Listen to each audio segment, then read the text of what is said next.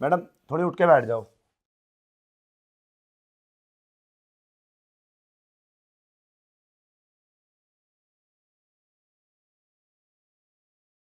कपड़े उतारो।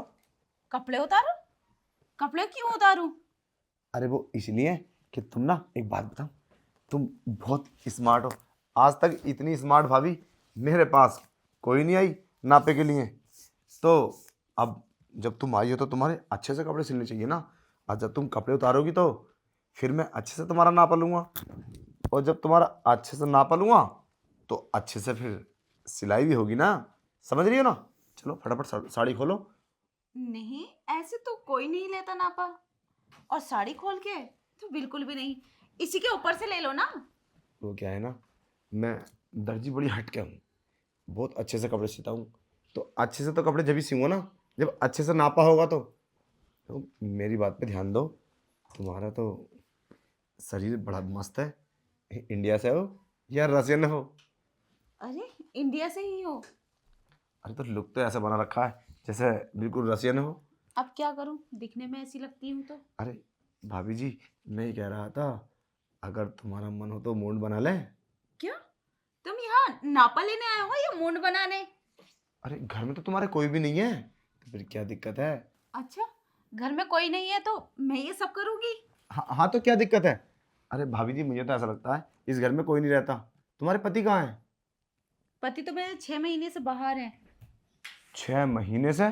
तो फिर 6 महीने से बाहर है तो कैसे करती हो तुम? तुम्हारा मन नहीं करता?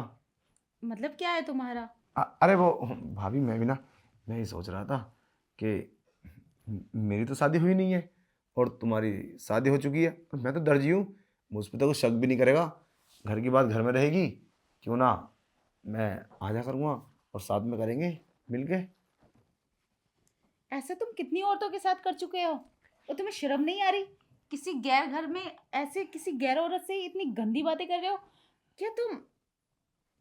अरे मेम साहब, हम तो तुम्हारी भले की सोच रहे हैं। जब 6 महीने से तुम्हारे पति बाहर हैं तो पता नहीं, ये औरतों में ना ये कम दिमाग होता है। अरे जिंदगी इंजॉय लो, मजे करो, आजकल का मॉडल जमाना है। समझते क्यों नहीं हो बात को? हाँ, तो मैं उनमें की नहीं हूँ जो ऐसा करती हैं। अरे अरे सब उसी में के नहीं होते हैं, ये सब मजा करना पड़ता है। अब ये बात बताओ तुम, तुम्हारा पति 6 महीने में आएगा, अच्छा कितने दिन के बाद आएंगे वो? अ, 1 महीना और बचा है उनके आने में। अच्छा, यानी कि 7 7 महीने में पति आता है और तुम अकेली रहती हो घर में? हाँ, तो क्या हुआ, कोई दिक्कत नहीं है मुझे। देख, और तुम्हारे पास कोई बच्चा नहीं है क्या? जब पति पास में ही नहीं रहते तो बच्चा कहाँ से आएगा? अब जरा सोचो मैम, फिर तो तुम्हें औरतें बांझ कहती होंगी, उल्टी सीधी बोलती होंगी, फिर कैसे सहती हो तुम? अगर तुम मेरा मूड बनाओगी ना तो तुम माँ बन जाओगी। अरे नहीं, ऐसे कैसे हो सकता है? अगर मुझे माँ बनना होगा तो मैं अपने पति से बनूंगी ना। अरे जब पति आता ही नहीं तो कैसे होगा? अरे तुम मेरी बात सुनो, 1 मिनट, उधर चलो, बेड पे चलते हैं। बेड पे? हाँ, अब मैं तुम्हें कुछ समझाता हूँ, आओ तो सही। भाभी तुम नाराज हो रही हो। अरे छोड़ो मुझे। अरे अच्छा, लेटो भाभी जी। फिर से लेट के ना पलोगे? अरे देखो सही, लेटो तो सही, तुम समझती नहीं हो बात को। मैं तुम्हें समझा रहा हूँ, ऊपर करो पैर,